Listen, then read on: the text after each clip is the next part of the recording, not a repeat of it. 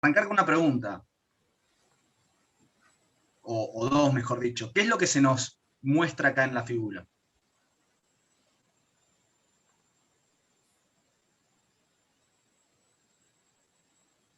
Un plásmido. Es el mapa de un plásmido, el cual representa elementos que contiene el plásmido. La pregunta es, ¿qué tres elementos va a tener que tener un plásmido, cualquiera que fuese, para la utilidad que sea, tres elementos mínimos que tiene que tener para que sea un plásmido útil para ingeniería genética?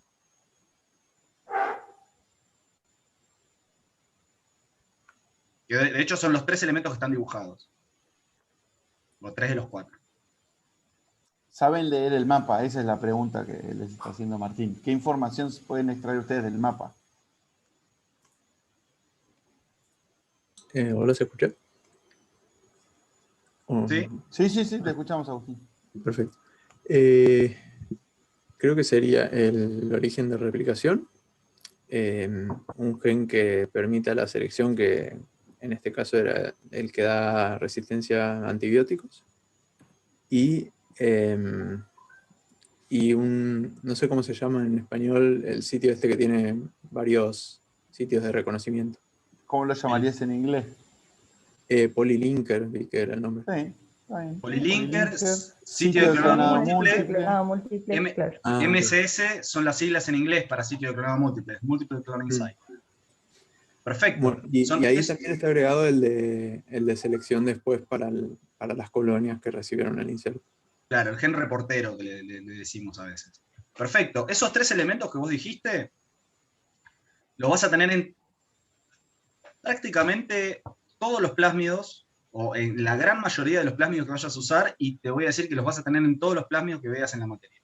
¿Sí? El gen de resistencia a un antibiótico, un gen de selección, el origen de replicación y un sitio de clonado múltiple. Todo el resto de los elementos que puedan seguir apareciendo van a ser elementos que van a ir en función de la aplicación que tenga el plasma. ¿Sí? En este caso, como es, ¿qué tipo de vector es este?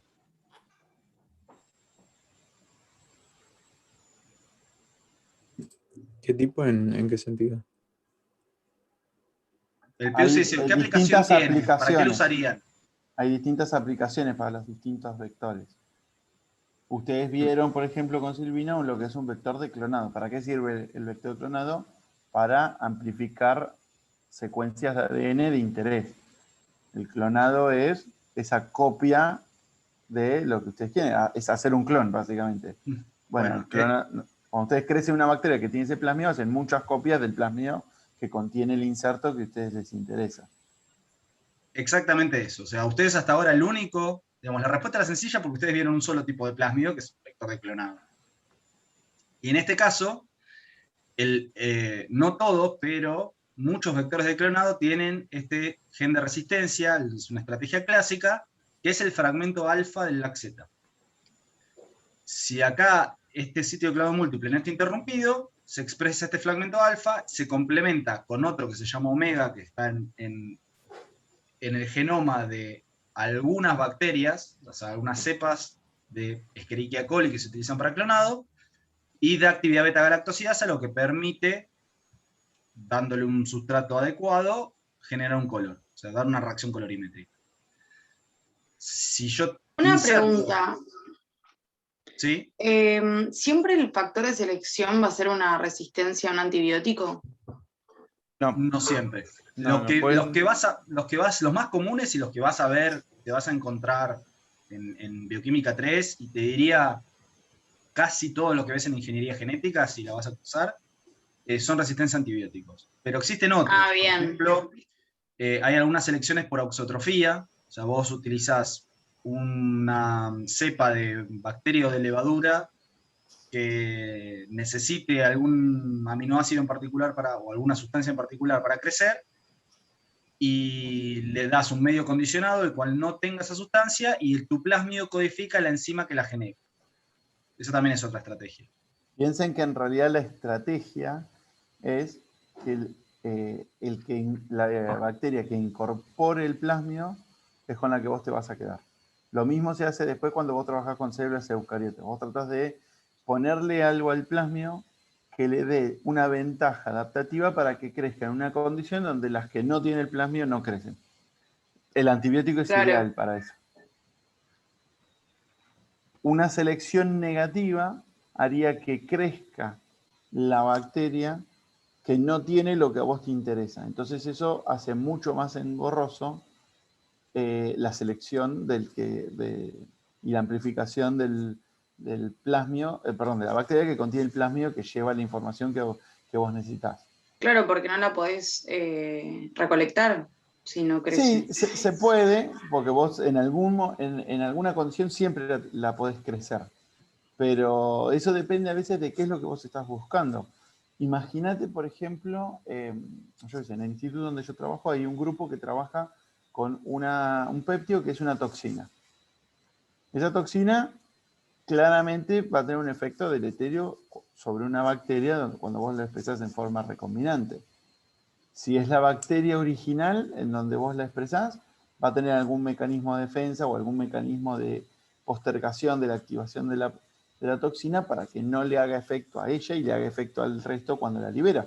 Pero cuando vos la expresás en forma recombinante, la sacás de una bacteria y la metes en otra. Y esa otra por ahí no tiene los mecanismos de defensa contra esa misma toxina. Bueno, entonces vos, si la sobreexpresás mucho, tenés que poder o controlar cuándo se expresa, o tenés que tener un método de selección para decidir cuál tiene la información que vos tenés y cuál no. Entonces hay veces que se usan el mecanismo de selección negativa. Vos crecés por duplicado tus bacterias, una condición en la que crece y una condición en la que no crece. Cuando vos comparás, te vas a quedar con las colonias que no crecieron en la condición en la que a vos te interesa ver si tiene o no el plasmio. Pero la vas a ir a buscar la colonia para volverla a crecer a la otra placa. Claro, claro, perfecto. ¿Se entiende? Está bien, sí. Pero siempre en alguna condición tu bacteria tiene que poder crecer para que vos puedas amplificar el plasmio. Bien, y la última pregunta que yo les quería hacer.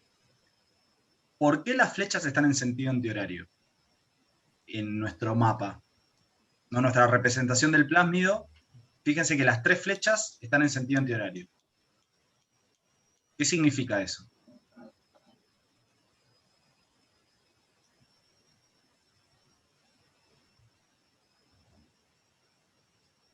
¿Por qué la flecha mira en un sentido y no al revés? Dicho otra forma. Sería otra forma de preguntar lo mismo. ¿Da lo mismo que yo escriba la flecha en un sentido o que escriba la flecha en el otro? O sea, a mí lo que me interesa es indicar dónde está esa información. Por ahí la pregunta, la pregunta es ¿por qué se representan las cosas con flechas? ¿No? Tal vez sería la pregunta previa. Eso iba a decir. ¿Por qué representamos las cosas con flechas? Pensemos en la definición de vector, digamos, de vector matemático, ¿no? No vector de clonado. Volvemos a álgebra 1. Es el sentido en el que se lee. ¿Y por qué tenés que indicar el sentido en el que se lee? ¿Qué significa eso? Porque el gen no va a ser lo mismo si la polimerasa lo lee de un sentido o del otro. Es un elemento que tiene dirección. O sea, tiene un principio, tiene un fin, o tiene elementos que tienen que estar ordenados o en un sentido particular. Sí, podemos hablar de un gen, pero también podemos estar hablando de algún otro elemento que tenga una direccionalidad. ¿No? Distinto de las enzimas de restricción, que hacer palíndromos, no importa si yo las tengo al derecho y al revés. Siempre se van a estar leyendo de la misma forma. Hay elementos que son simétricos o que no requieren de una direccionalidad y no se representan con flechas, se representan con rectángulos.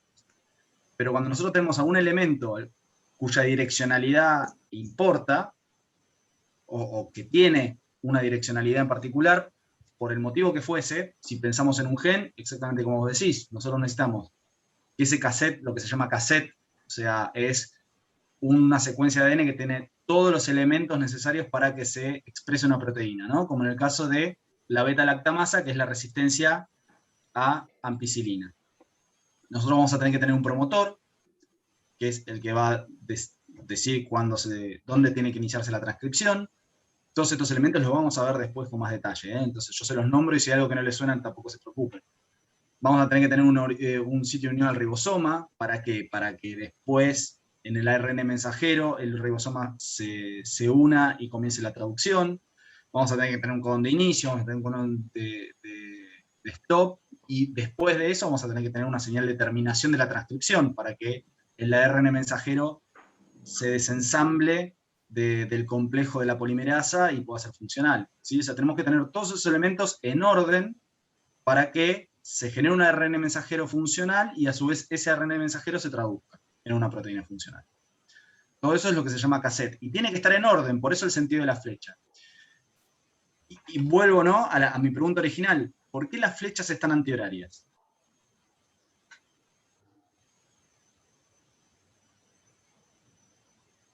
Podrían estar en el otro sentido, pero yo tendría que escribir los genes al revés, ¿no? Dicho de otra forma, ¿cuál es la estructura de este plásmido, de esta secuencia de ADN? Fíjate que tenés una pista muy fuerte ahí abajo.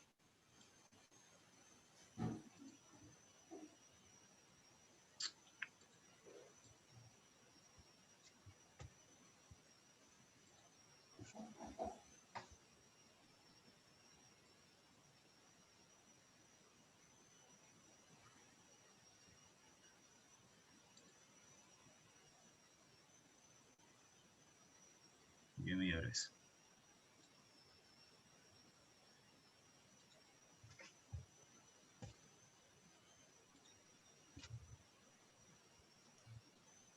¿No? Recordemos que la molécula de ADN es una doble hebra.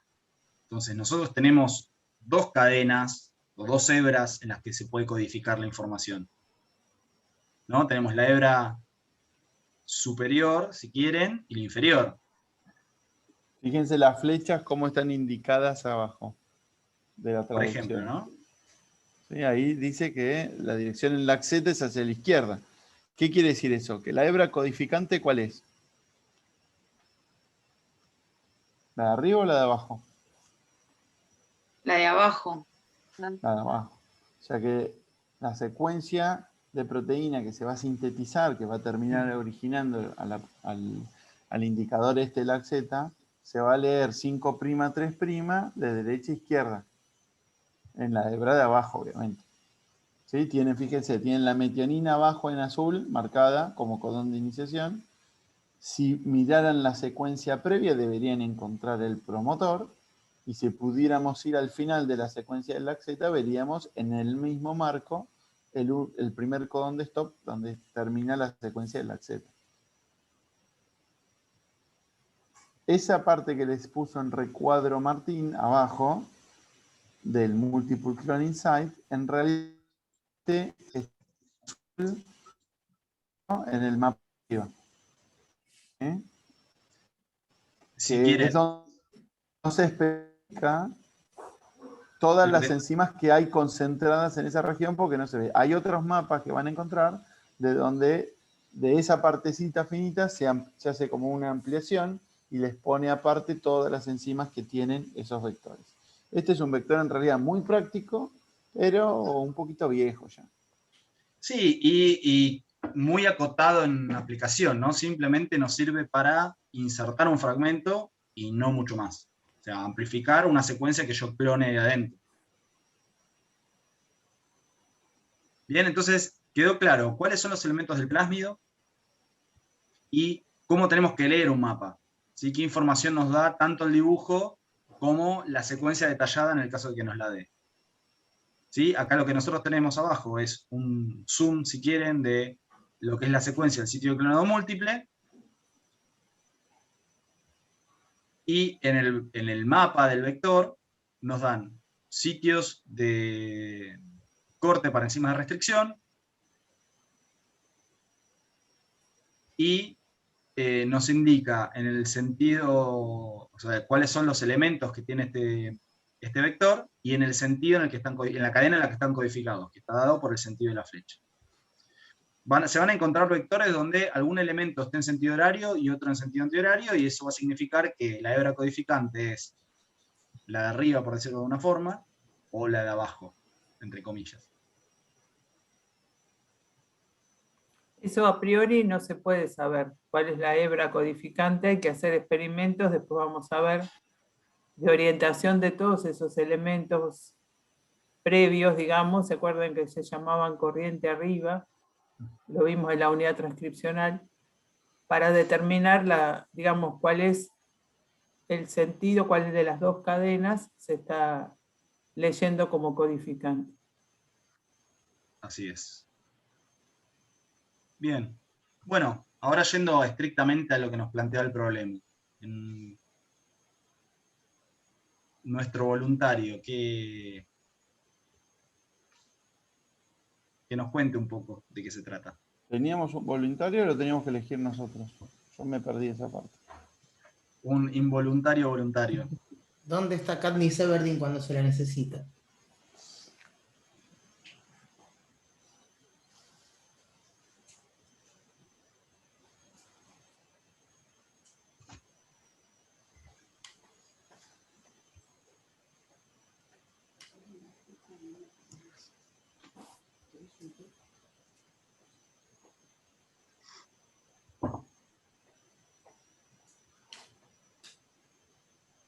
Bueno, vamos a empezar, chicos, porque si no se nos va a pasar la clase entera. Vamos a elegir de la lista. Total, todos ya lo tienen medio resuelto. La primera parte del mensaje. Ahí se nos desconectó alguien que no quiso que lo eligiéramos. Cobarde. Pero bueno, no sé.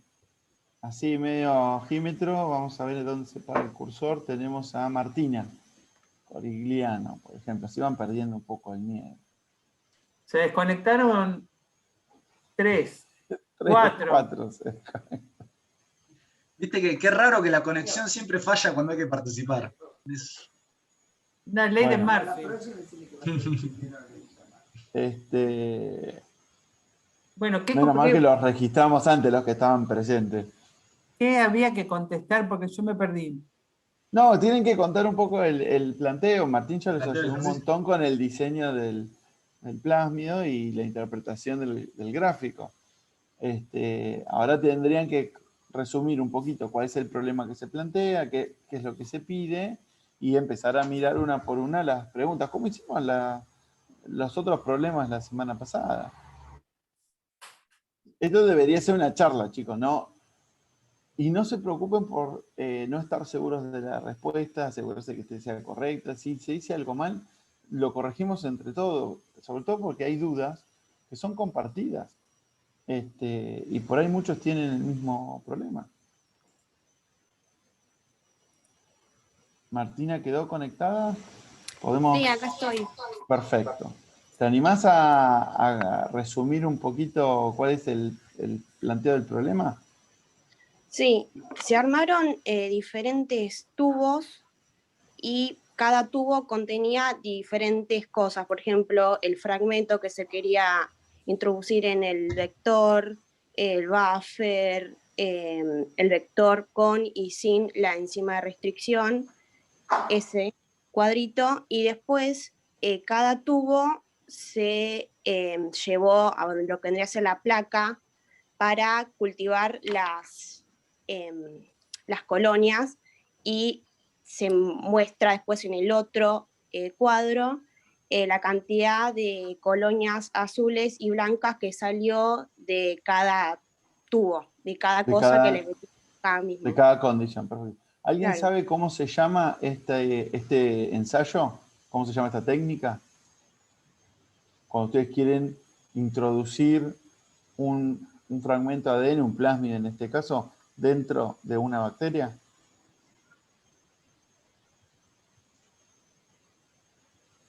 ¿No sería la transformación? Exactamente, muy bien. Ahí Pilar también nos dice. Las dos Pilares. Nos dice transformación. Muy bien.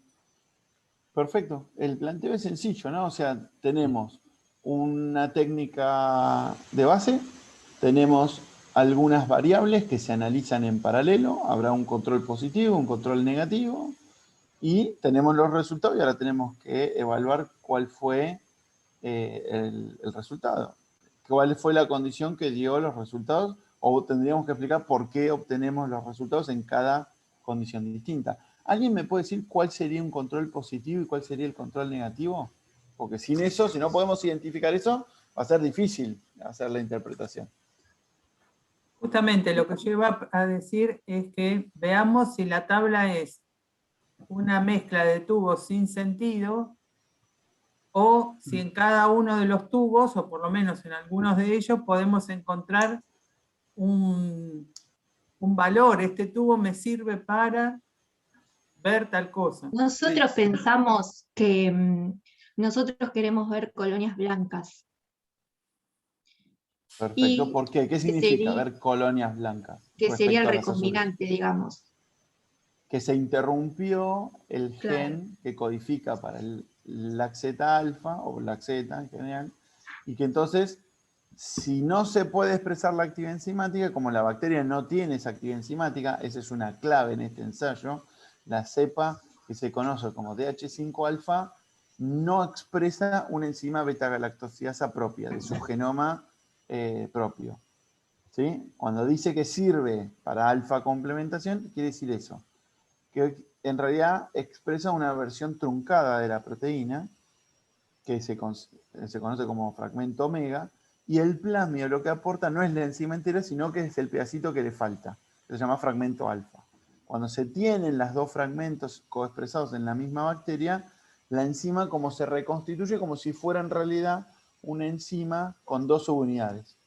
Y se activa, se puede detectar entonces la actividad enzimática. ¿Sí? Yo les puedo hacer Muy una bien, sugerencia, o cómo yo en general encaro estos ejercicios. Cuando yo voy a pensar en las condiciones en las que yo hago una ligación, trato siempre de pensar cuáles son todos los productos de esa ligación. Si nosotros vamos a tener una sopa de moléculas... Pará. Me metiste una técnica nueva. Estábamos hablando de transformación. ¿Pero qué es lo que vamos a ligación? transformar? ¿Qué es Es la ligación? pregunta. ¿No? ¿Qué está representando esta tabla? Esta tabla no representa una transformación.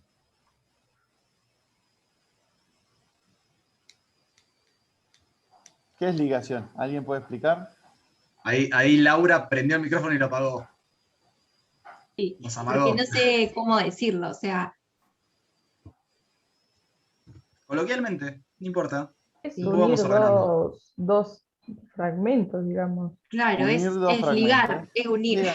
Claro, Ligar es no sé cómo exactamente decirlo con eso. otra palabra. Unir dos o más moléculas Claro. de ADN. Es Perfecto. eso. Eso es ligar. Esa unión, unir dos moléculas que antes no estaban juntas. Es lo que Claro. es lo que le da el nombre a toda esta rama de la tecnología de biología molecular, que se conoce como ADN recombinante. Recombinar es tomar fragmentos de distinto lado y ir mezclándolos, enlazándolos uno al lado de otro. La ligación, como está planteada en estos tubos, ahora vamos a ver cuáles son los que corresponden a la ligación, justamente lo que hacen es eso. Si yo tengo un vector de clonado que se puede amplificar solo y le meto un inserto nuevo, voy a poder amplificar, clonar ese fragmento nuevo. Para poderlo clonar y sumarle a ese fragmento las propiedades del vector que tenía de antes, entonces lo tengo que unir funcionalmente. Y eso significa ligar los extremos en dirección 5'3' para que las dos cadenas sean un continuo en un sentido y en el otro. ¿Y qué reacción cataliza esta ligasa? ¿No? Porque acá me dicen que queremos unir un plasmio por medio del ADN ligasa, DNA ligasa. Fue una mezcla de acrónimo en inglés con nombre en castellano. ¿Qué reacción cataliza?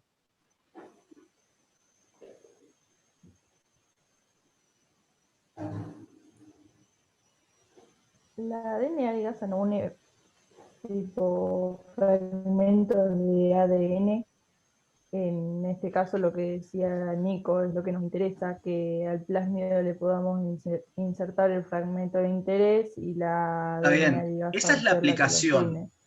Está bien, esa es la aplicación. O sea, nosotros lo usamos para unir dos fragmentos de ADN, pero mi pregunta es, ¿qué reacción cataliza la Forma enzima? enlace fosfodiéster entre los nucleótidos. En realidad Entre podríamos particularmente, decir ¿qué grupos funcionales? Y el grupo fosfato de los fosfatos y el grupo oxidrilo del azúcar de abajo. un grupo O sea, sería un fosfato fosfato del extremo 5'. 5' Claro, claro. y un Del extremo, oxidrilo del extremo Del 3'. extremo 3'. ¿Sí? ¿Por qué hago hincapié en Fíjense, esto? Porque eso. nosotros, si tenemos dos moléculas de ADN, esas no se van a ligar, salvo que tengamos los sustratos de la enzima. Los sustratos de la enzima son un fosfato 5', un oxidrilo 3', ¿y qué otra cosa más? ¿Es espontáneo ATP. o no? ATP. Sí. La esterificación, la reacción de condensación de un alcohol con un ácido orgánico no es espontánea. Necesitamos generar trabajo. Y el trabajo, como es biológico, ATP. Un detalle, pero es un detalle. Esta ligasa usa ATP, hay ligasas que usan otros nucleótidos, como el NAD. Esta es la ligasa alfa T4.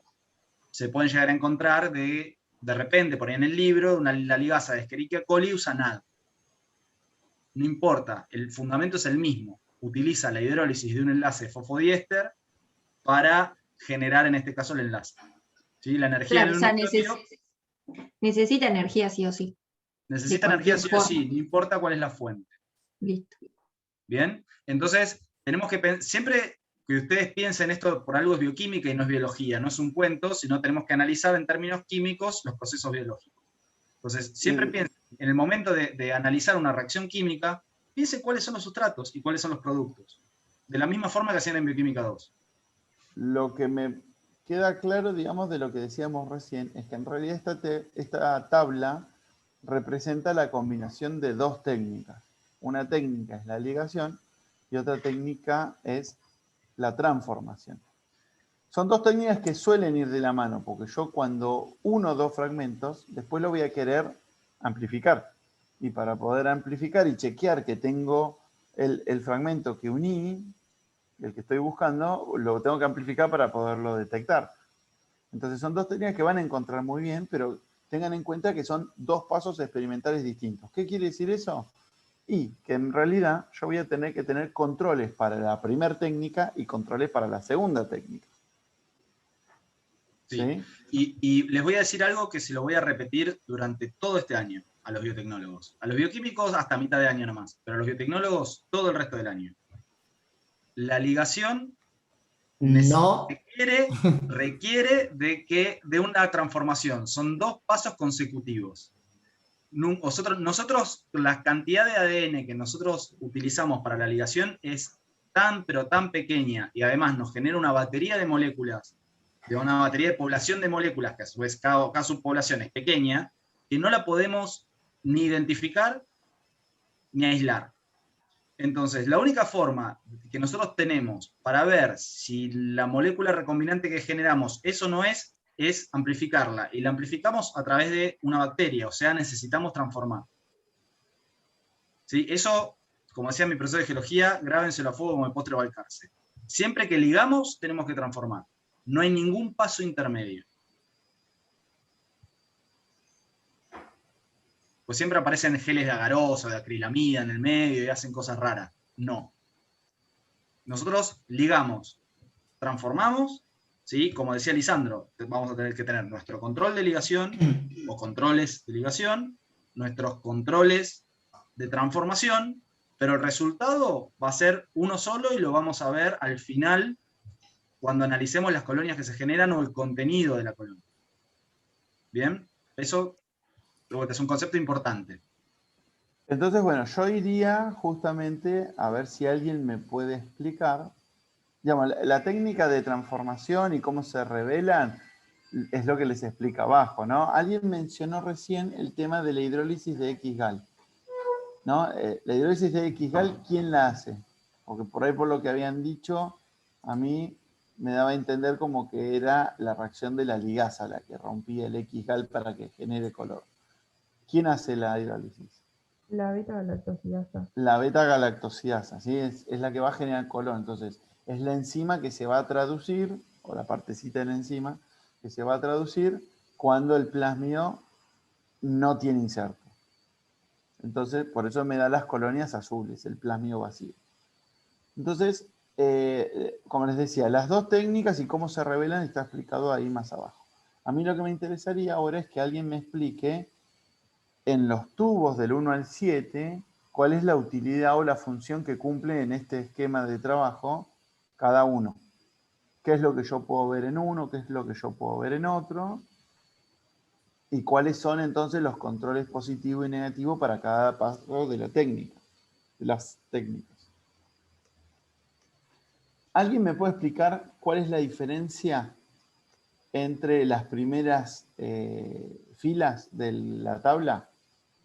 ¿Qué significa fragmento EcoR1, EcoR1? ¿Qué significa vector EcoR1? ¿Qué significa vector más VAP? ¿Qué significa...? Bueno, esos tres básicamente. Y el vector solo, el vector PUCB. ¿Qué diferencia tienen esas filas?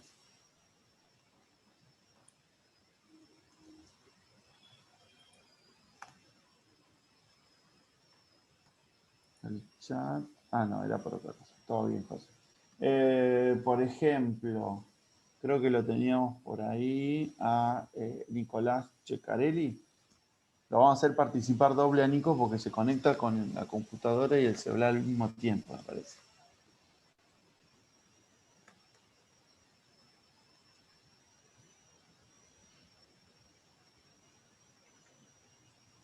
¿Te animás, Nicolás, a explicar cuál es la diferencia entre las distintas filas esas que mencionamos? Ahí, te esperamos, dale. Mientras tanto teníamos un comentario a Yelen que nos dice, ¿puede ser que el fragmento ECR1 es el inserto? Muy bien, exactamente. Ese es el fragmento de ADN, que es el inserto solamente, y es lo que queremos clonar, ¿no? Sí. ¿Qué significa EcoR1, EcoR1?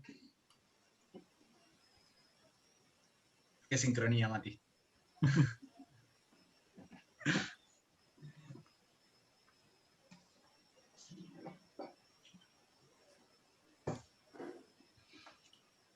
¿Sí? Si nosotros representáramos... ¿No es por la enzima de restricción que corta el fragmento? Muy bien. ¿Y EcoR1, qué significa? Que en los dos extremos va a cortar la enzima de restricción EcoR1. ¿Va a cortar o ya cortó?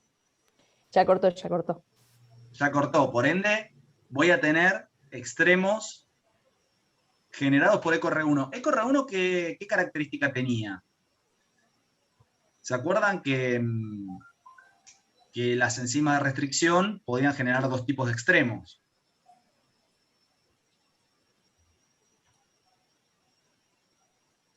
Sí. ¿Qué tipos de extremos nos podían generar?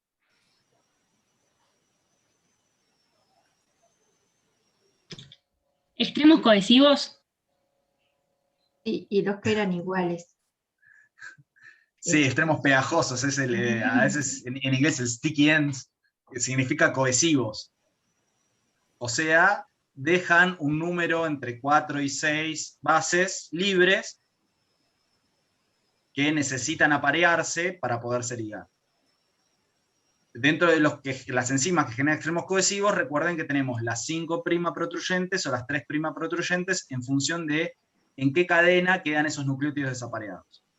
Y después tenemos las enzimas que generan extremos romos. EcoR1, ¿qué tipo de enzima es? ¿Deja extremos cohesivos o romos? Cohesivos. Cohesivos. ¿Sí? Entonces, nosotros vamos a tener, por un lado, yo voy a poner, paciencia, nuestro insertito que tiene sitio, lo voy a poner con un tilde, EcoR1 y EcoR1. ¿Bien?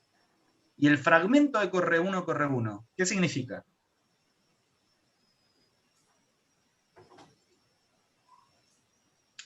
Perdón, vector EcoR1. ¿Qué significa?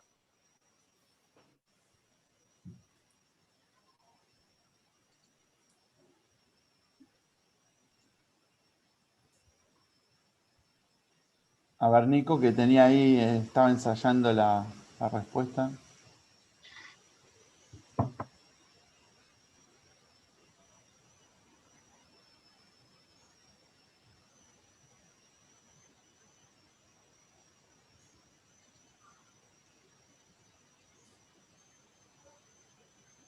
El plásmido cerrado, Maxi, tiene un solo sitio para EcoR1. ¿Qué pasa si yo lo digiero? Ese plásmido circular, ¿no?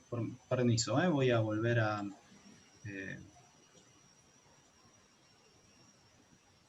¿Qué pasa si yo digiero el plásmido con EcoR1? Que lo tengo... ¿dónde está? A la derecha. Acá.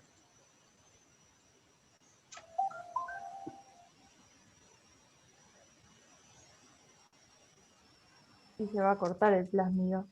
Lo voy a cortar, ¿sí? Más o menos por ese extremo del sitio de clonado múltiple. Al cortar un plásmido circular, ¿no? Como si yo cortara una bandita elástica, ¿qué pasa?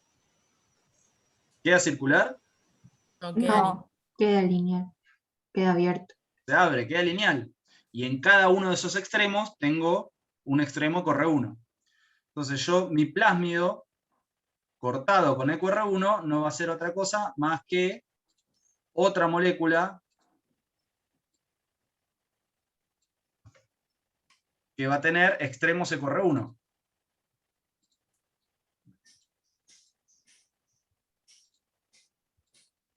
Yo tengo una pregunta. Yo me costó entender de esta parte si el vector, o sea, yo entiendo que tiene la secuencia en donde va a poder cortar EcoR1, pero no entiendo si esa secuencia significa que codifica para esta enzima de restricción. No, O sea, no.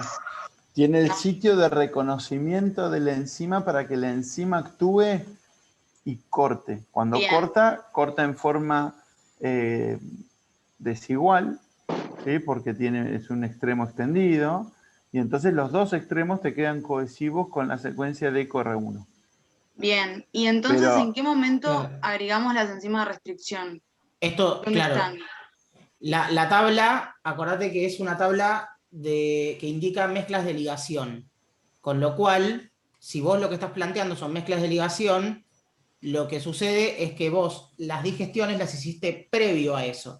Entonces, por eso nosotros preguntábamos qué significaba. El fragmento EcoR1 significa que es un fragmento que fue digerido con la enzima de restricción EcoR1 y que tiene los extremos cohesivos que la enzima de restricción le dejó.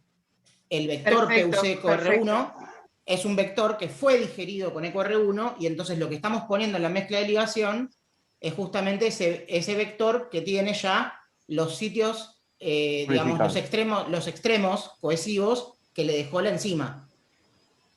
Fíjense. Claro, perfecto, ya están cortados. Fíjense la línea que está arriba de la tabla, para que lo asocien al texto, de dónde sale esa información.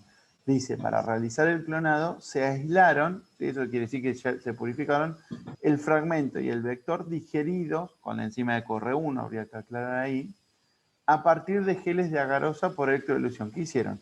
Lo corrieron en un gel de agarosa cada uno de los fragmentos, en el mismo o separado, no importa, y después cortaron la bandita del gel y lo sacaron y lo pusieron en un buffer, adentro una bolsita de diálisis, por ejemplo, y le volvieron a aplicar un campo eléctrico y eso te arrastra ahora el gel afuera del gel, pero te lo deja en la solución de la bolsita. Y la bolsita tiene un tamaño de poro que no deja salir los fragmentos de ADN.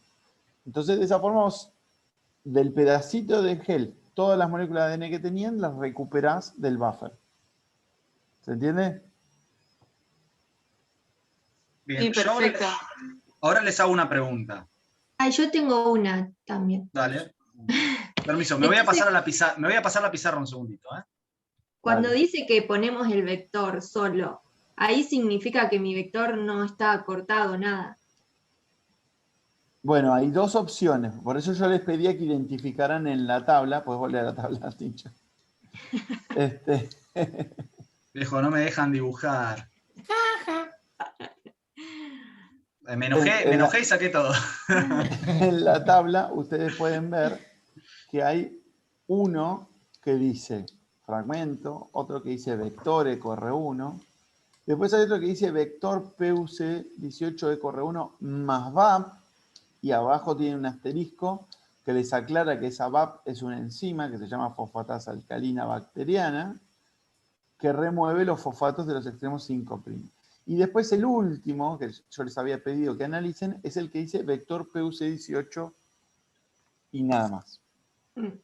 Está bien. Los dos fragmentos que están digeridos con EcoR1 son los que dicen vector PUC18 EcoR1. Sí. ¿Qué es entonces el último que dice vector PUC18 sin ninguna otra aclaración? Yo interpreto que, plásmido. claro, el plásmido, que no El sufrió plásmido cerrado, el ningún plásmido circularizado y probablemente súper enrollado. Es como uno lo obtiene directamente de la bacteria. Sí. ¿Se acuerdan, no? De plasmio súper enrollado, súper enrollamiento. Sí. ¿No? Bueno, perfecto. Entonces ya aclaramos esos tres. Nos queda uno. Que ahí está marcado en el recuadro de Martín. Sí. VAP. ¿Qué le hace el VAP al plásmido que fue digerido con EcoR1? Hace que no ocurra la ligación tan rápido entre esos extremos. No necesariamente. Ahora, Que no se vuelvan a ligar los dos extremos que cortamos del en tipo, realidad, o sea, ok, piénsenlo así. En cada extremo de una molécula de ADN lineal, yo voy a tener dos grupos funcionales libres.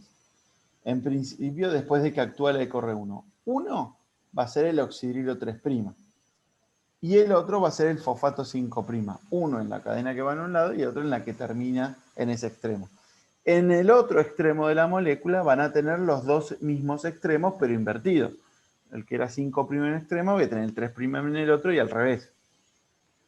Lo que me va a hacer, si yo trato el vector con la fosfatasa alcalina, es en cada extremo sacarle el fosfato, pero el oxidrilo 3' queda intacto.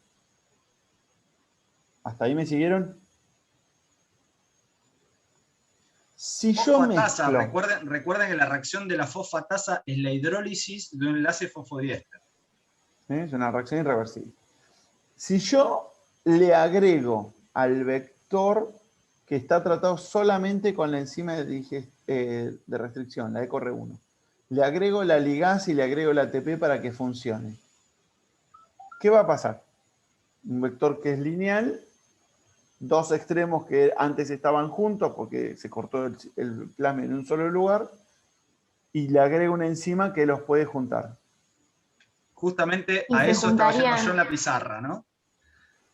O sea, se juntarían sus propios extremos, ¿o no? Se puede volver a cerrar. Eso se dice, se recirculariza. Sí, Porque un ejercicio que está bueno, que es lo que yo les decía, es tratar de pensar por escrito qué es lo que está pasando, porque en el aire a veces uno tiende a perderse, más cuando estamos arrancando. Entonces, esto que es lo que está, es el mismo ejercicio que está haciendo Lisandro, pero yo lo estoy poniendo en colores. cada tilde que puso Martín es un extremo EcoR1 funcional. ¿Qué quiere decir que sea funcional? Que tiene el fosfato. Tiene fosfato Ahora, 5'. si me repetís el esquemita de arriba, por favor, Tincho. ¿Esta es la pizarra? ¿O ¿La tabla es la o el pizarra esquema? del PDF? ¿No? No, es la pizarra del Zoom. Del Zoom. Ah, perfecto. Entonces uno puede poner. Si uno repite el esquemita rojo ese con la flecha naranja, que todavía no aclaramos qué es, pero en lugar de ponerle el tilde, le vamos a poner una cruz. ¿Sí? Eso va a significar que fue tratado con la fosfatasa alcalina. ¿Sí? Ahora, en dos tubos distintos nosotros vamos a mezclar el vector con la molécula que está tratada con fosfatasa alcalina, y en otro vamos a tratarlo sin la fosfatasa alcalina. La primera pregunta es, ¿qué es lo que se va a formar en ese tubo en el que está el vector y el inserto sin fosfatasa alcalina? ¿Qué reacción va a catalizar? No repito la pregunta, ¿qué reacción va a catalizar la ligasa? ¿Qué uniones va a poder Voy a tener formar una la mezcla, ligasa? o sea, voy a tener una mezcla entre plásmidos recircularizados Sí. y plásmidos con el gen. Recombinante, llamémoslo, por ejemplo. Claro, plásmidos Bien. recombinantes. Y depende si el gen es lo suficientemente largo, igual también se puede circularizar. Fíjense que Exactamente. tenemos cuatro sitios para que la ligasa actúe. Entonces, vamos a tener que usar la combinación de todos esos sitios, ¿no? Pensemos, Siempre uno... llamemos los enlaces 1, 2, 3, 4. ¿Sí? Del plásmido tenemos el 1 a la izquierda, el 2 a la derecha, el 3 en el inserto, el 4 a la derecha. ¿El 1 con cuál se puede combinar? Díganmelo ustedes. ¿El 1 con cuál se puede juntar?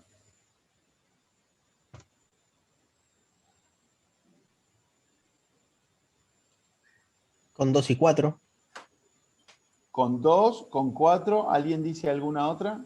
Con todos, para mí. ¿Qué es con todas? Por favor. Con 3, 2, 3 y 4. El 1 con el 2, el 1 con el 3, el 1 con el 4. ¿Algo más? Sí. ¿Algo más? Se puede juntar consigo mismo, ¿no? Porque hay varios. Y se puede juntar el 1 con Exactamente. el 1, porque yo en la mezcla no pongo una sola molécula, pongo un montón. Ahí Tomás también nos decía lo mismo. ¿Sí? Entonces, la variabilidad de productos que yo puedo obtener es muy grande. ¿Qué es lo que pasa ¿Cuál es si la más yo probable? uno... ¿Cuál es la más probable? ¿No sería más probable que se recircularice? Porque Los eventos unimoleculares son los más probables. Entonces, el primer producto, o el producto más probable, va a ser este, donde yo tengo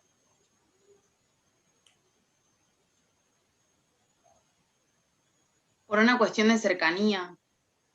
Imagínense que la flechita es la resistencia al antibiótico, por ejemplo. Lo voy a poner antihorario para que nos quede igual. ¿Sí? ¿Hay algún otro evento unimolecular que puede ocurrir? Martín, perdón, ¿vos podrías agregar la polaridad o sea, qué extremo deja el 1 y qué extremo deja el 2?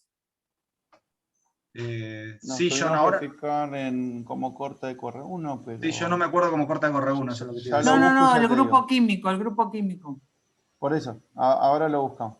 No las letras, sino qué queda, cuál es si tiene 3' oxidrilo o fosfato. Es que tiene ambos, tiene por ambos. Por eso, pero yo quiero que lo dibujemos como doble hebra.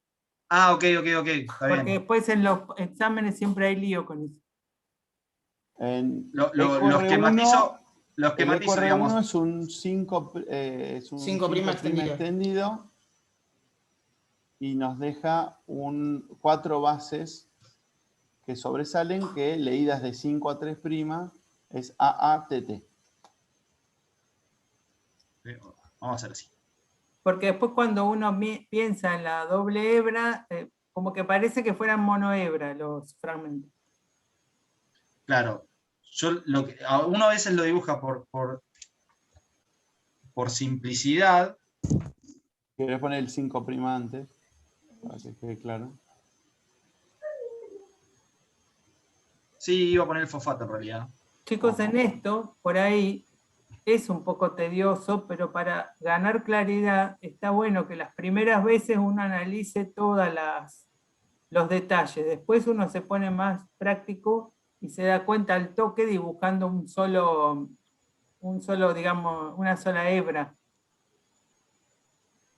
TT, AA, 5'. No, es que te iba a preguntar, me quedé con la duda. TT, AA, será AA. 5'. 5'. Bien, y recuerden que acá tenemos un oxidrilo 3'. Yo creo que con que lo hagamos en el vector es suficiente para poder contestar todo, pero si necesitan, hagan también en el inserto. Sí, digamos, siempre que representamos la línea roja, en realidad tenemos las dos cadenas, ¿no? Y recuerden que acá hay un cofactor.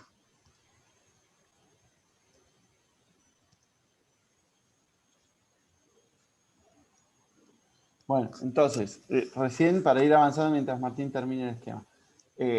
Decíamos que una de las uniones más comunes es que uno se una al 2 de la misma molécula, porque ahí la difusión de la molécula para que se choque y encuentre con otra es algo que no tiene que ocurrir porque están ligados los dos extremos.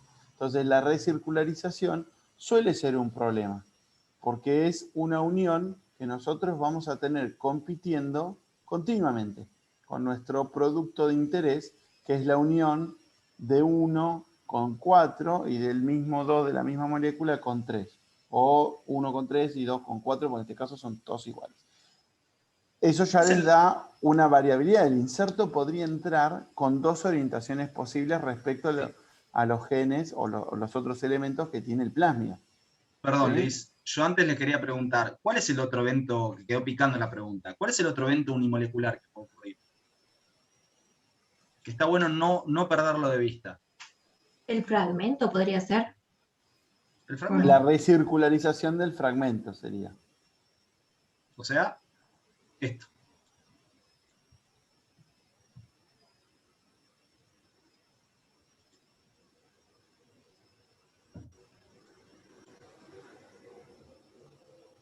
O sea, esos son los dos eventos más probables, de hecho. Si ponemos cantidades equimolares.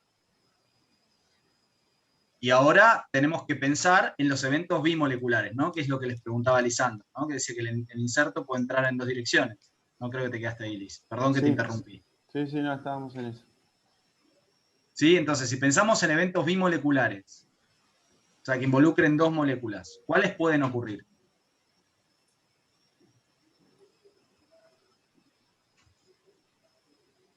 Y que se unan los extremos 1 y 3 y el 2 y el 4 o al revés, el 2 con el 3 y el 1 con el 4. Mira, ahí hacemos un... No me arruines los dibujos, Martín. Los Juegos Olímpicos parecen. Bueno, nada. Estábamos haciendo lo mismo que decíamos recién, ¿no? Teníamos un... Entonces dijimos, ¿no? Yo te voy a poner como para darle una orientación, un sentido al plásmido, ¿no? Tenemos, imagínense que es el gen de resistencia. Entonces, cuando hablamos de que puede entrar, cuando es 1, 3, tendría que ser como está escrito a la izquierda, como hizo Liz a la izquierda, y 1, 4, como hizo Liz a la derecha. ¿Hay algún otro evento bimolecular que pueda llegar a ocurrir? Fíjense, chicos, que para poderlo insertar con la polaridad invertida, tenemos que pensar cómo hacemos con la doble hebra, ¿no? Me la corro un cachito para que quede escrita. Dale. ¿Puede haber dos moléculas, otro producto que se genere a partir de dos moléculas? Sí, puede ser que moléculas 2 plásmidos se unan y formen como un plásmido gigante, o lo mismo con... Bien, ¿y cómo sería eso? ¿No? Tendríamos dos plásmidos recircularizados. Sí, tendrías, por ejemplo, arriba sería unión, puede ser 1,1 o 1,2, porque pues, se puede unir cualquiera de las puntas. Claro, entonces tendríamos 1,1 o 1,2. Y lo que tendríamos es dos plásmidos unidos en el mismo sentido o unidos en sentido contrario. Y con los insertos lo mismo, ¿no? Podríamos tener dos insertos en tándem o dos insertos enfrentados.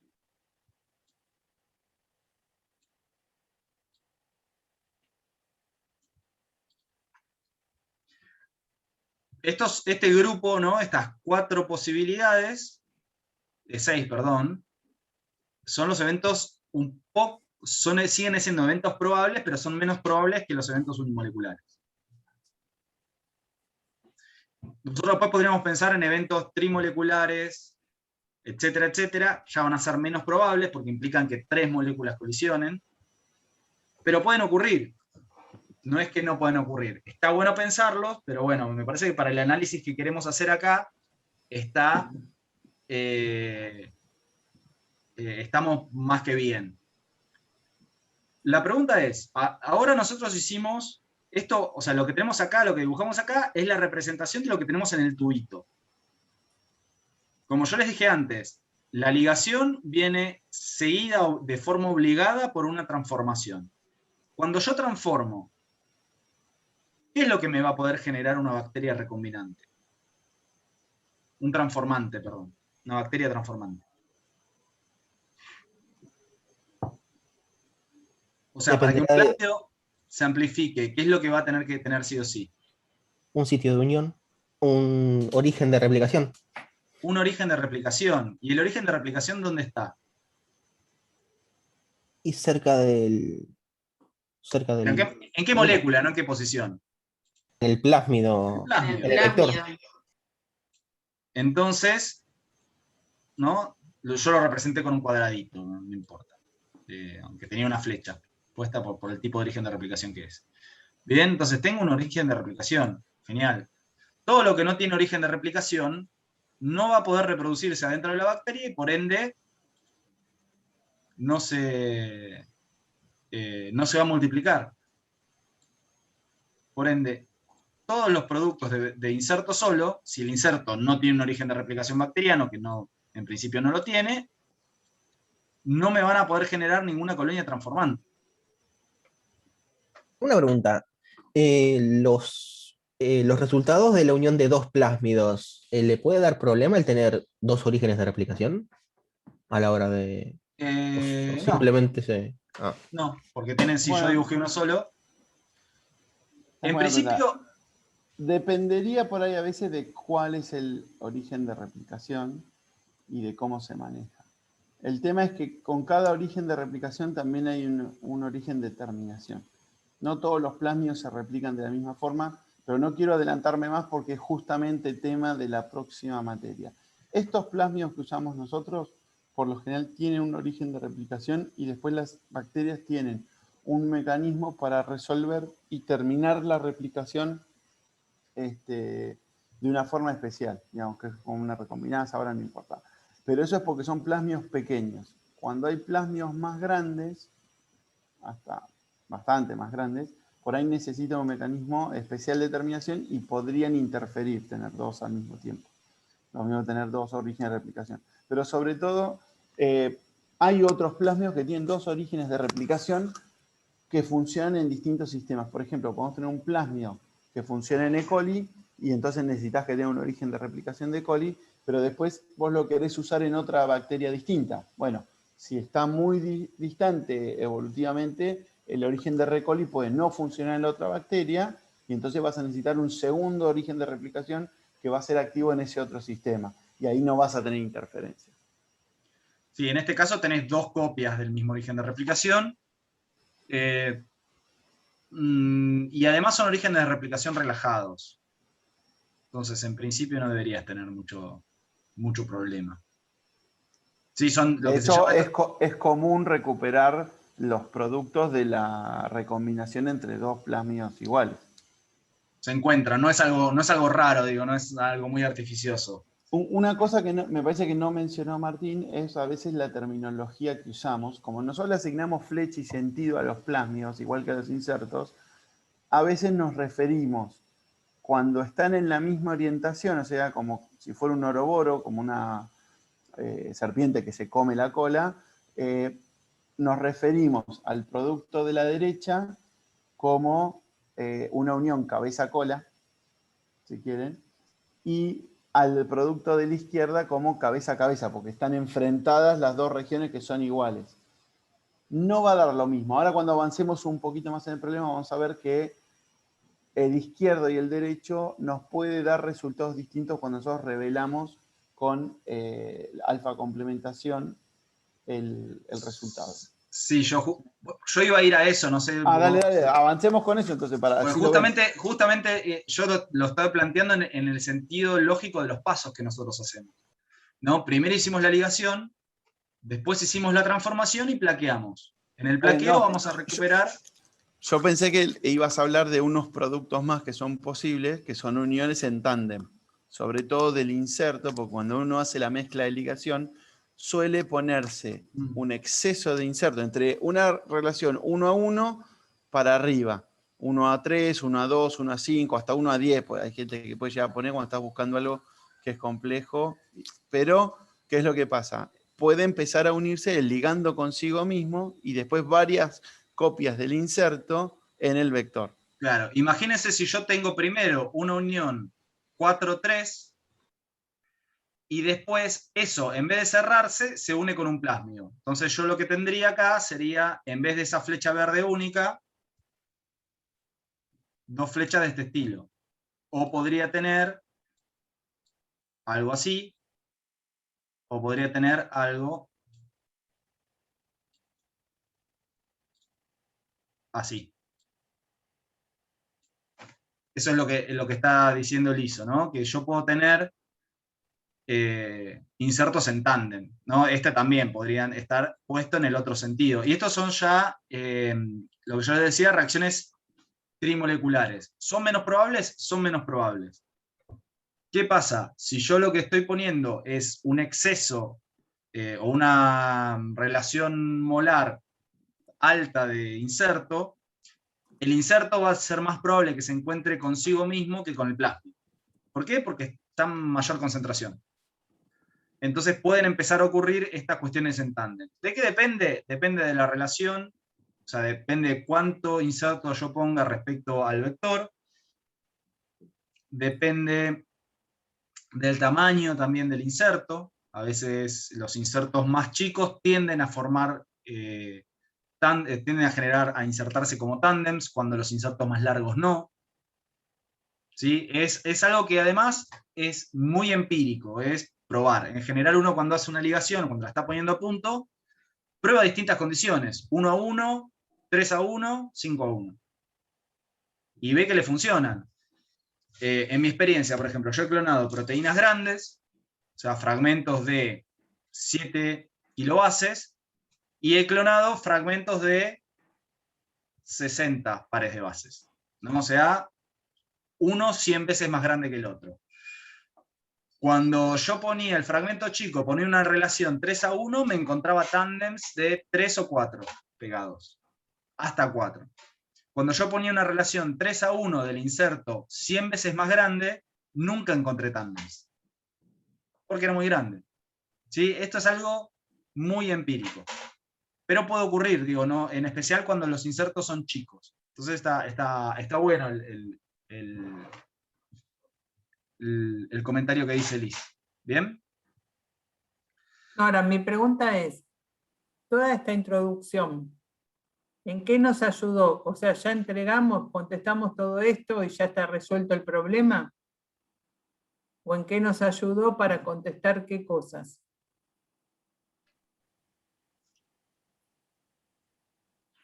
Acá tenemos un panorama general de cualquier, digamos, evento donde uno quisiera insertar y tratamiento con fosfatasa alcalina, no tratarlo con fosfatasa alcalina, pero la composición de las mezclas, dice, bien. Bueno, ¿qué les parece entonces si podemos orientar todo este conocimiento a analizar lo que nos dice el problema?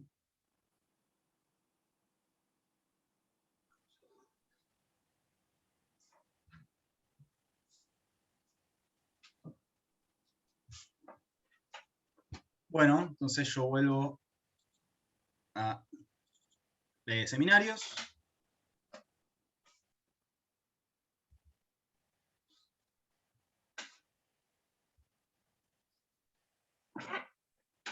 Y la primera pregunta que nos dice es, ¿en qué ensayo considerás que fue más eficiente la generación de ADN recombinante?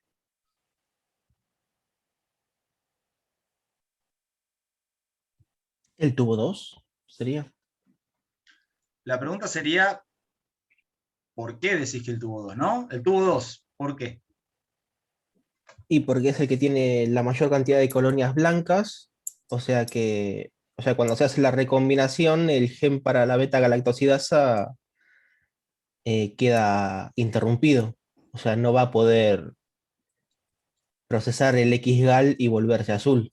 O sea, que los que tienen mayor cantidad del inserto no pueden sintetizar la beta-galactosidasa, o sea que la colonia se queda blanca.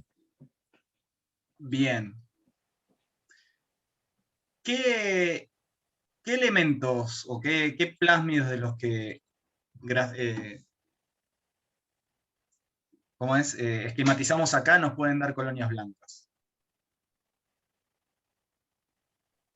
O sea, los de la derecha, cualquiera de los que tengan la flecha verde en el Bien, círculo. cualquiera de los que tengan la flecha verde, porque tendríamos el gen del XGAL, lo tendríamos, por ejemplo, acá, interrumpido. Acá interrumpido. ¿No? Si los tenemos los tándems, también, obviamente. ¿Y en algún lado más?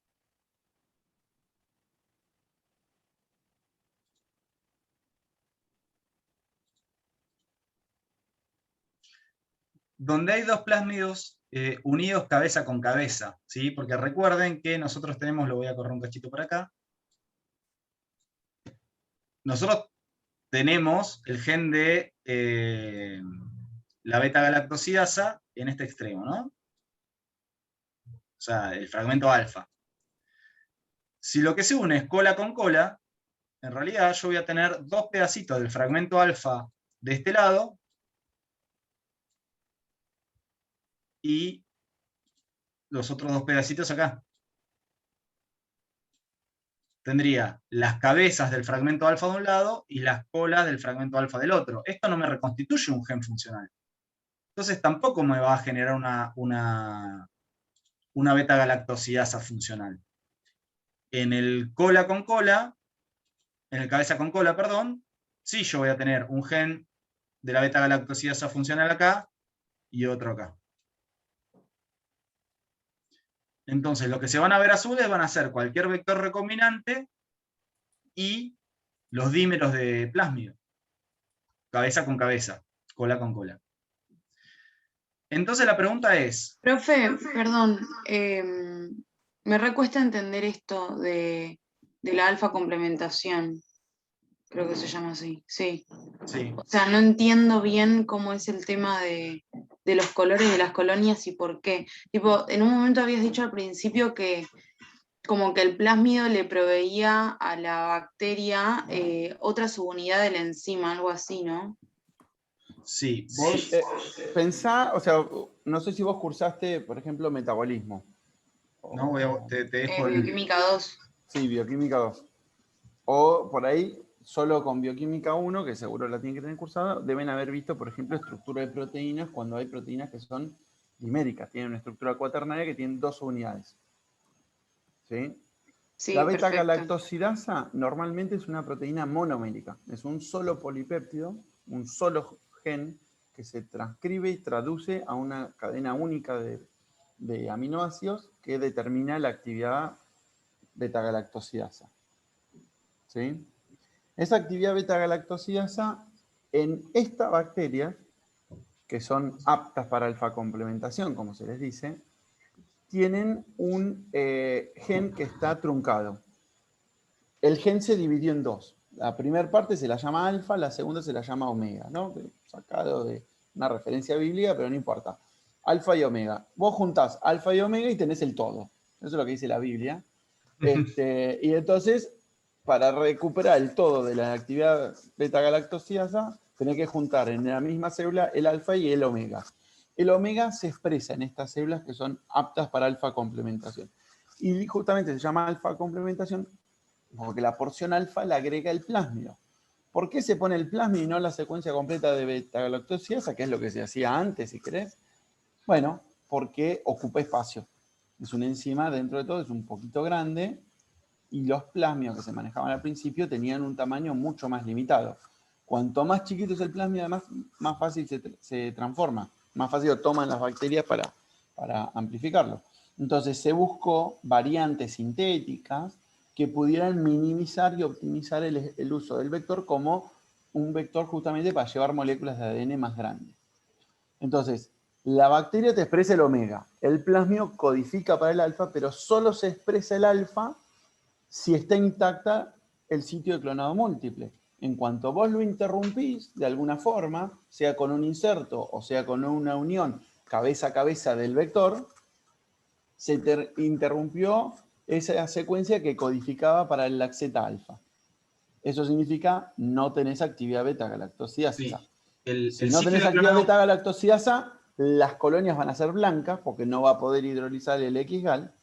Y cuando el plasmio tiene la subunidad que codifica para el laxeta alfa completo, entonces vas a tener la alfa complementación, vas a recuperar la actividad enzimática y las colonias van a ser azules porque vas a poder hidrolizar el X-gal.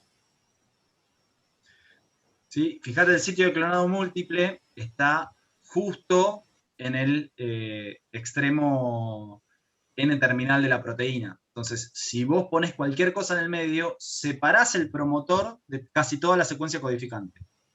Partís la secuencia codificante a la mitad. Claro, claro, sí, ya está. Estoy entendiendo. Claro, yo no entendía como que se ve que el gen codificante para la proteína total, o sea, alfa y omega, está en 2 moléculas de ADN diferentes. Uno es el genoma de la bacteria y el otro es el plasmio. Por eso Claro, se eso llama me- complementación. Por lo menos tienen que ser 2 unidades transcripcionales diferentes. Una que es donde uno dirige el clonado y la otra que es independiente. En este caso está en otro gen, en otro cromosoma. Bien, ¿a qué, volviéndonos un poco, retomando un poco el problema, ¿a qué íbamos con, o a qué por lo menos apuntaba yo al momento de analizar todos los productos de ligación? Es que una colonia blanca no significa que es una molécula recombinante. No significa, perdón, no significa si es recombinante, pero no significa que yo tengo mi inserto. Es condición necesaria, pero no suficiente. ¿Bien? Entonces, ¿qué significa? La colonia blanca no significa una colonia positiva. La colonia blanca significa una colonia que yo tengo que chequear que efectivamente tiene mi inserto. El blanco azul lo que hace es disminuir la cantidad de colonias que yo voy a tener que analizar después. Eso también es un concepto importante. No es un indicador de positividad en sí mismo, sino me restringe el universo de colonias que yo tengo que revisar. ¿Bien?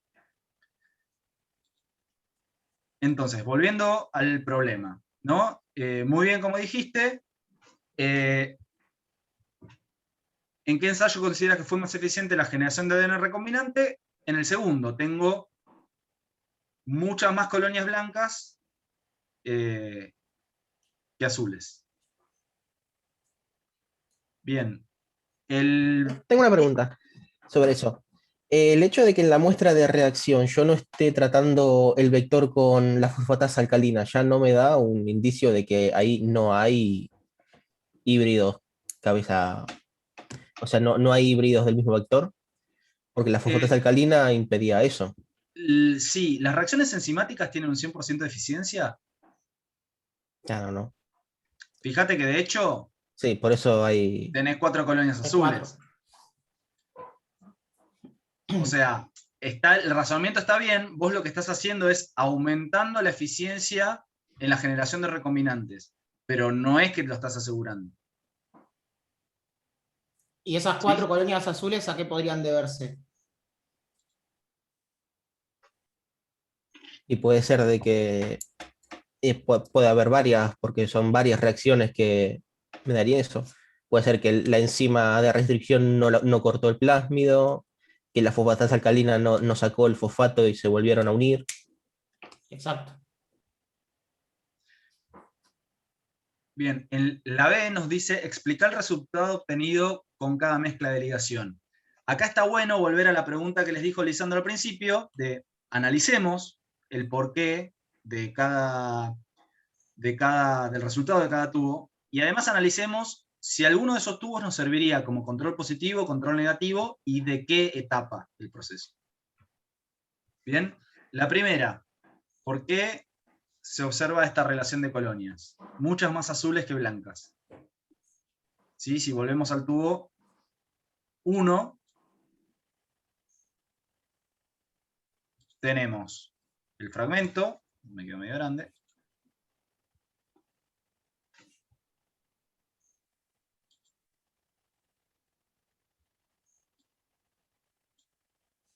el fragmento de Colli, el vector digerido con EcoR1, buffer, ATP, enzima y agua para llevar al volumen, ¿no? Porque no hay VAP, puede ser. ¿Por qué me da este resultado? Sí, porque no hay VAP, que es lo que tenemos, que no pretratamos el vector con fosfatasa alcalina. ¿Y eso qué nos produce? Entonces va a haber más recircularización del plásmido, ¿no? Claro, es un poco lo que discutíamos antes. El evento unimolecular es el más probable. Dice que es la recircularización del plásmido.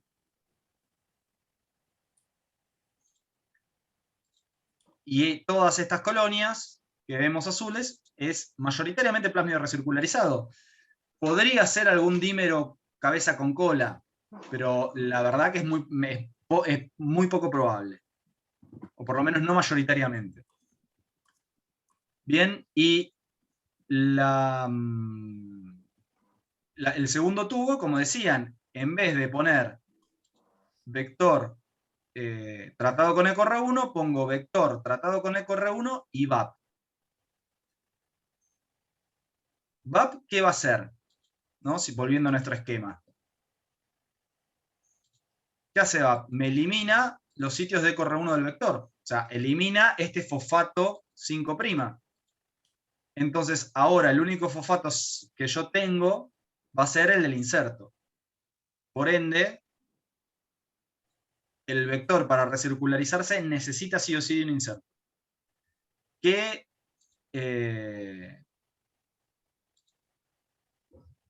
productos yo no voy a obtener al tratar con VAP?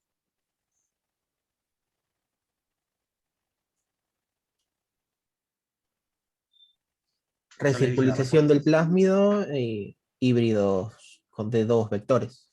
Claro, o sea, todo lo que involucre en ligación de un plásmido con un plásmido. O bien el plásmido en sí mismo, o dos plásmidos distintos.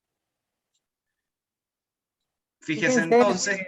Que es importante después sacarnos de encima las actividades enzimáticas que nos puedan perjudicar en etapas posteriores, ¿no?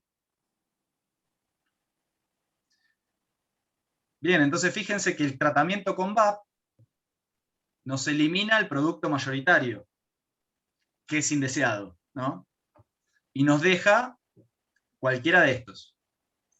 ¿Sí? Lo más probable que sea con un inserto en un sentido o en el otro, o algún tándem. ¿Bien? El tubo 3, tiene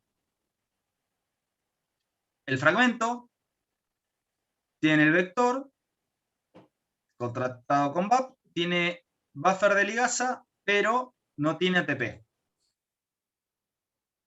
El ATP sería para que funcione la ligasa, digamos. El ATP es el tercer sustrato de la ligasa, por ende, no hay reacción. No hay reacción. Al no haber ligación, no tengo bacterias transformantes, no hay ninguna resistente, no veo nada. Bien, el tubo 4. El tubo 4 tengo vector tratado con VAP, buffer de ligasa, ATP, perdón, tengo vector vacío. Tengo vector cortado. Vector vacío. Tengo vector cortado, pero sin tratar con VAP. Disculpen. Buffer, ATP, ligasa y bueno, agua para llevar. ¿Qué es lo que veo? Veo más azules porque no puse el fragmento de recombinación. Veo más azules porque no voy a tener plásmidos recombinantes, o no voy a tener plásmido con inserto. ¿Por qué veo colonias blancas? Por lo que dijimos hoy de cuando se unen cabeza a cabeza los plásmidos. Tal cual, esto lo más probable es que sean dímeros cabeza a cabeza. Fíjense que es un 1%, ¿no? Estamos hablando de un producto minoritario. Y las colonias azules podrán ser, digamos, la mayor parte va a ser plásmido cerrado, recircularizado, y podríamos tener algún dímero cabeza con cola también. Pero va a ser el 1%, más o menos la misma cantidad, la misma proporción que tenemos de colonias blancas. El tubo 5. En el tubo 5 tenemos vector con VAP, buffer de ligasa, ATP, ligasa y agua para llevar. ¿Qué observo acá?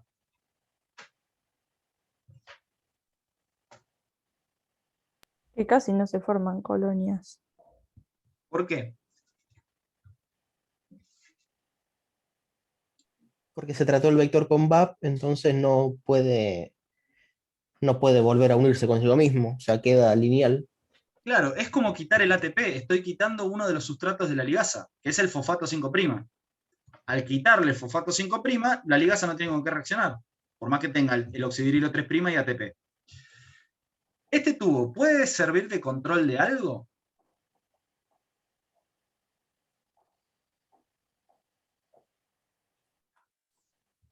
Es decir, Sí, sería un control negativo, ¿no? Es de esperar ¿Control negativo de qué? Porque fíjense que acá tenemos varios procesos, ¿sí?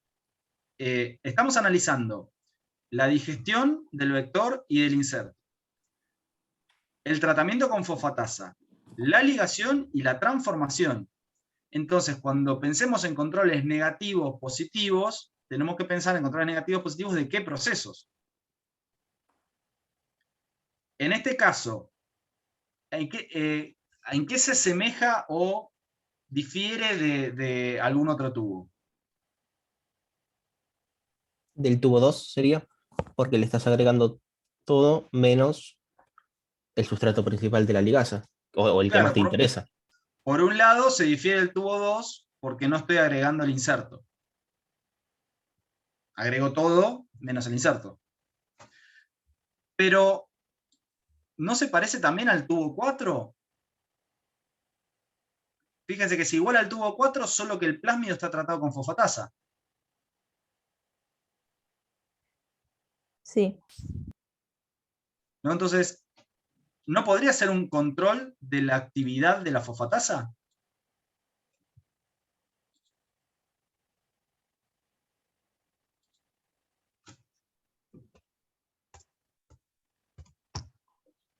¿Qué pasa si la fosfatasa no hubiera funcionado? Si la enzima la incubemos poco, la enzima hubiera estado parecido al otro degradada, tubo.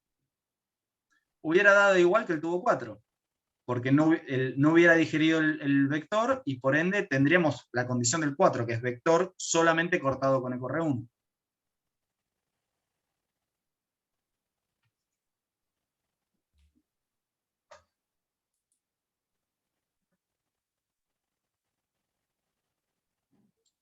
Bien, además también sí nos sirve como control un poco del tubo 2, en el sentido de que nos está dando un poco de información de cuál es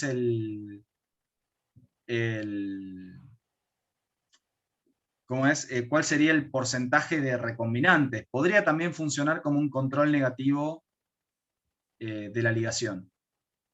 También, en paralelo.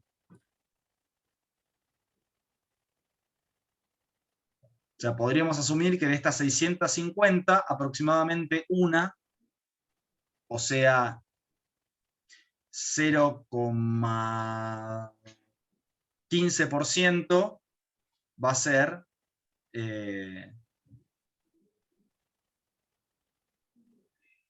un plásmido recircularizado. ¿Sí? Podría funcionar. ¿Y del tubo 3 se podría decir algo? O sea, ¿no sería también un negativo de la ligación entonces? Por no tener el ATP. El control tal cual, en realidad, de la ligación en sí mismo, o qué estaría controlando?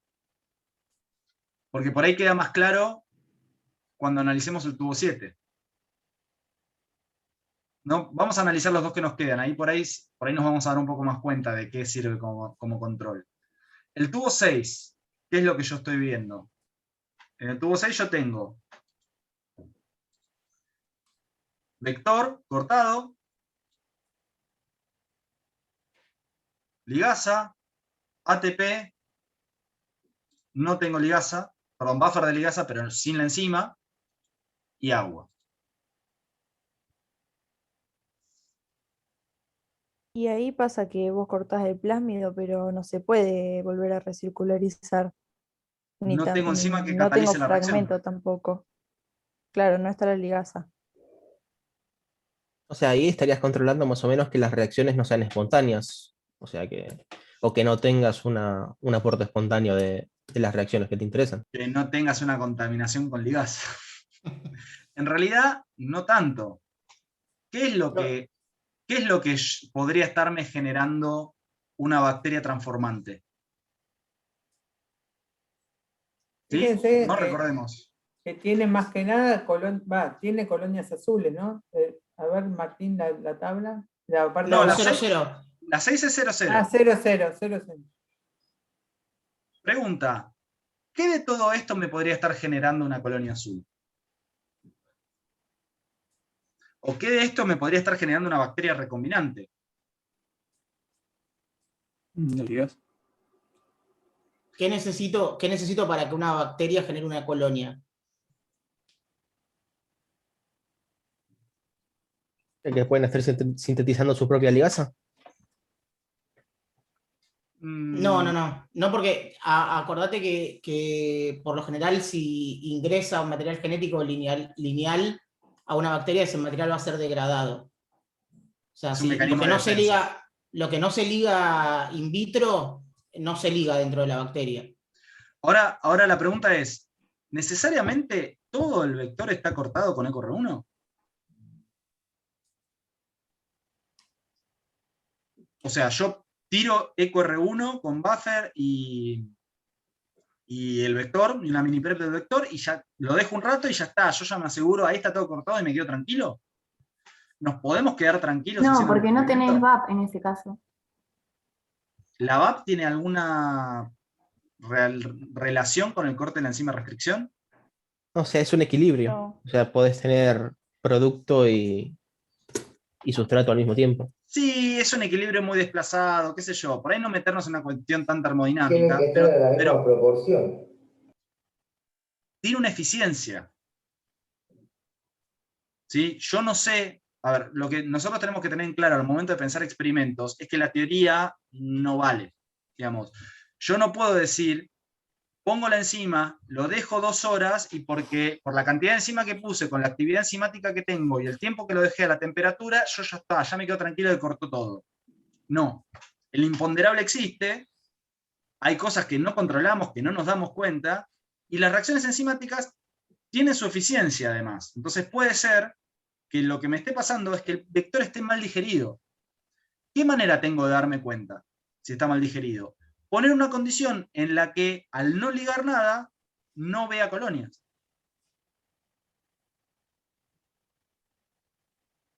Yo acá estoy poniendo vector Cortado, buffer de ligasa ATP. No tengo la ligasa, o sea, en realidad la ATP hasta lo estoy poniendo un poco de gusto, porque si no tengo enzima, poner ATP es lo mismo. O sea, básicamente lo que tengo es el vector en buffer. Lo único que me puede generar una colonia recombinante, una bacteria recombinante, es que algún vector de esos que yo pienso que está cortado, no esté cortado. Entonces, este control funciona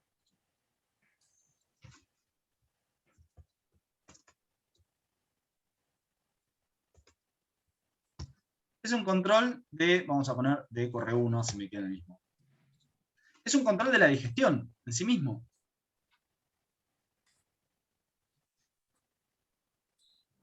Fíjense que el tubo 3, que era el que estaban discutiendo antes, cumple un rol bastante parecido. En lugar de no poner ligasa, no estoy poniendo la ATP que es necesaria para la actividad de la ligasa.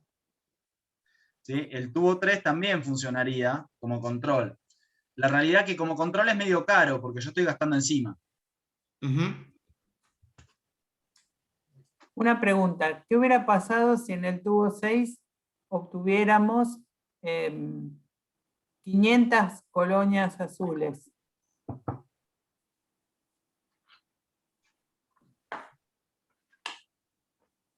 Podríamos decir que había una proporción de plásmido que estaba mal digerido, que no estaba cortado, entonces el fragmento no estaba interrumpido. Y entonces, ante un resultado así, ¿qué hacemos? Se pone el EcoR1. ¿Pegamos un tiro? Opción 1. Lloramos, te iba a decir yo. Lloramos, Desecharle, opción 2. desechar la enzima de restricción y comprar una nueva, porque no sirve. Bien.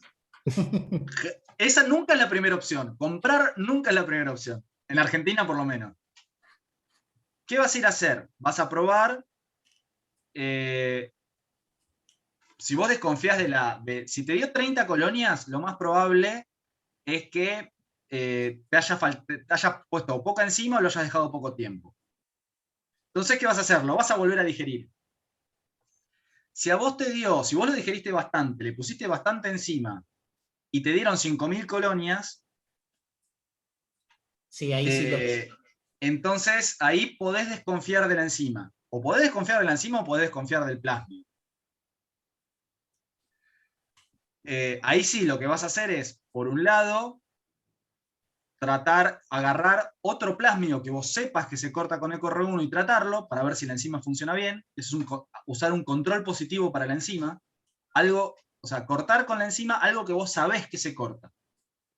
Que te dé un patrón claro, idealmente que tenga 2 sitios de corte y que vos veas 2 banditas, algo que vos te des cuenta muy fácil de que la enzima funciona. Otro plásmido que no tenga nada que ver con este. Y la otra opción es cortar este plásmido, o sea, la otra opción no, complementariamente, cortar este plásmido con otras 2 enzimas.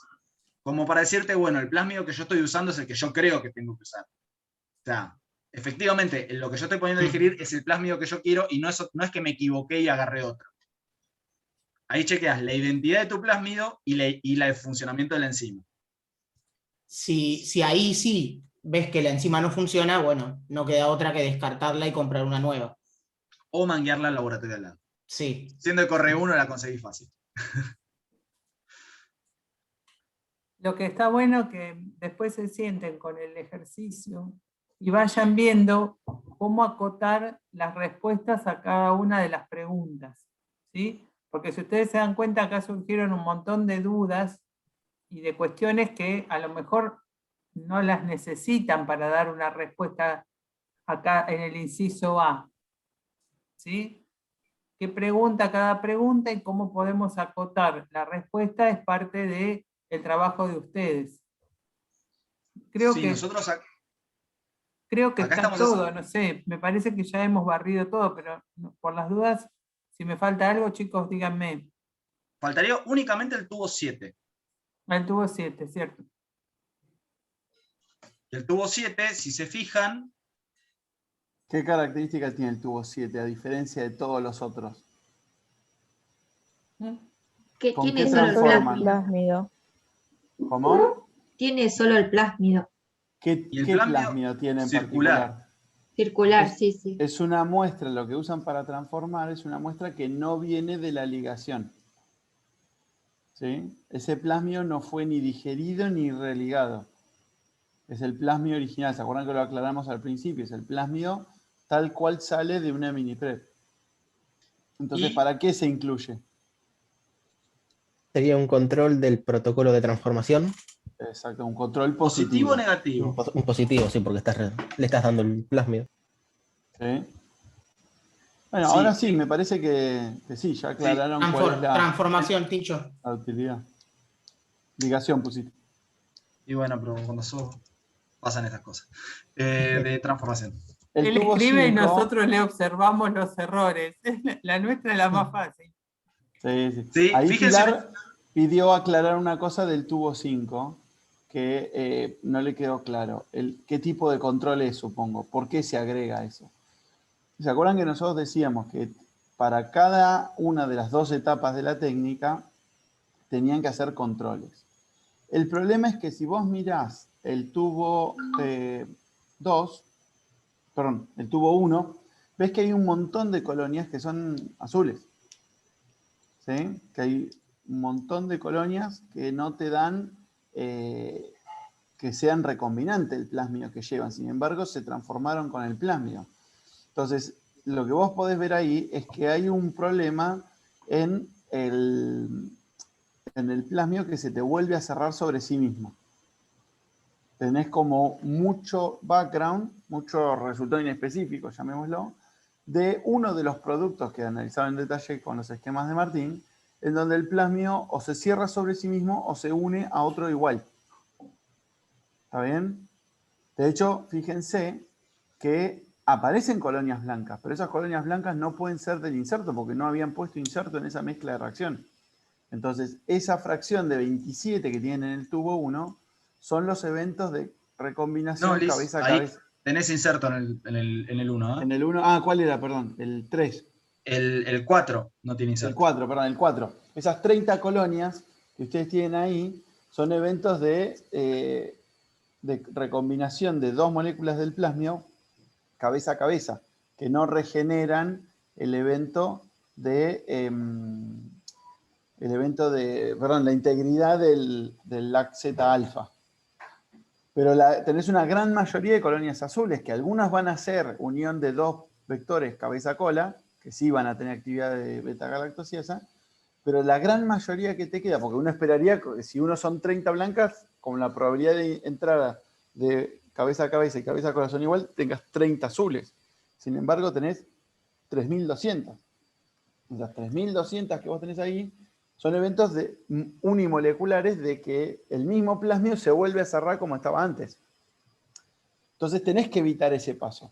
¿Cómo evitas ese paso? Evitando de que el plasmio se recircularice. Y eso es bloqueando la actividad de la ligasa en los 2 extremos.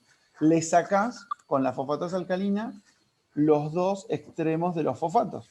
Y si te fijas, en el tubo 5 tenés justamente esa condición. Es el plasmio solo, digerido con EcoR1, pero también tratado con la fosfatasa alcalina.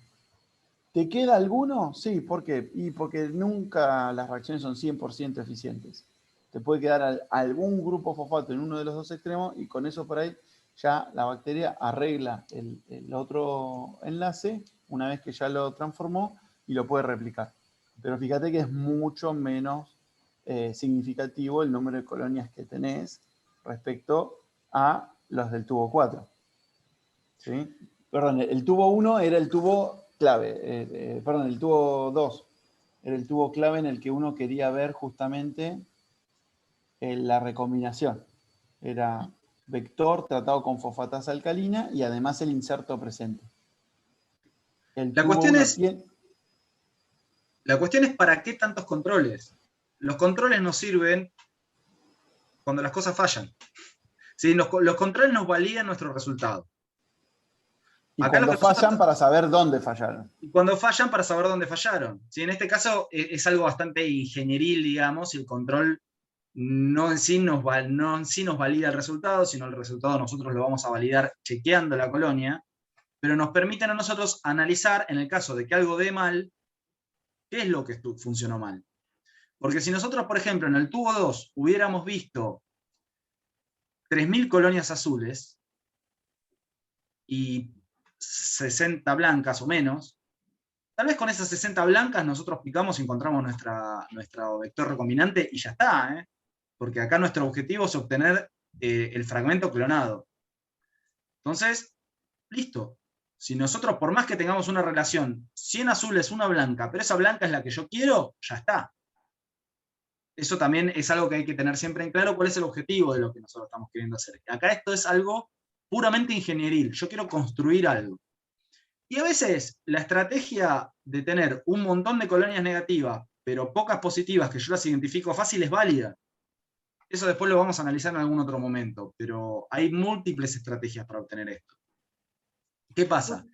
Si yo hubiese hecho en el tubo 2, hubiera obtenido 3.000 colonias azules y ninguna blanca, me puede haber fallado la ECOR1, o sea, puede haber fallado la enzima de restricción, puede haber fallado la VAP. Yo no sé qué pasó. Bueno, tengo mis controles. Y entonces ahí, en mi control, yo puedo decir, bueno, mira, en el tubo 5, mi control de VAP, tuve también 3.000 bacterias. Y bueno, lo que pasa es que la fosfatasa funcionó mal y se me está recircularizando. ¿Qué hago? Cambio de fosfatasa. Por ejemplo, o incubo más con fosfatasa, agrego más enzima, o cambio de enzima a otra que yo sepa que funciona. Una pregunta más que quiero agregar para dejar para pensar es si siempre una colonia blanca nos da indicio de haber roto la integridad del LAC-Z alfa. Sí, y yo a esa, una pregunta importante que está un poco vinculada a la pregunta que hace Silvina es la de, esa también piénsenla. Yo diría que hagamos un descanso y que ahora el trabajo de ustedes, no para ahora, pero sí para estos días, es acotar las respuestas para ver justamente entre todo lo que se dijo, qué no debe faltar en cada inciso. ¿Sí? Sí, yo creo que hemos hecho una discusión tal vez un poco más larga y abordado algunas cosas un poco complementarias, pero con lo que vimos y con lo que exprimimos, por decirlo de una forma, este problema, van a poder abordar el resto de los problemas de la guía. Bien. ¿Les parece bien que nos juntemos 11:25 para la teoría? Dale, profe. Dale. Bien. 11:25 volvemos.